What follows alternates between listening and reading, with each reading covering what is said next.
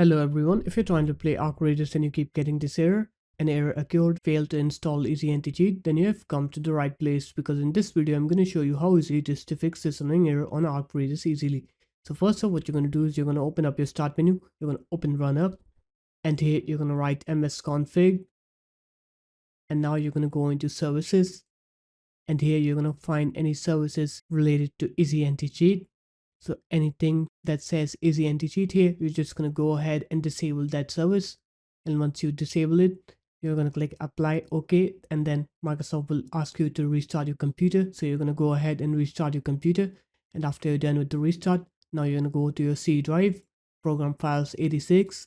You're going to find the folder called Easy Anti-Cheat. You're going to open it up, and here you'll have a easyanticheat.sys file. You're just going to go ahead and delete this file from here. And after you delete it, you're going to delete it from your recycle bin as well. And once you delete it, now when you try to play Arc Raiders, you'll see that your game will work correctly as it will reinstall Easy Anti-Cheat from the start now. So there it is guys, that's how easy it was. If you guys found this video helpful, make sure to leave a like, comment and subscribe to the channel, and I'll see you in my next video. Peace.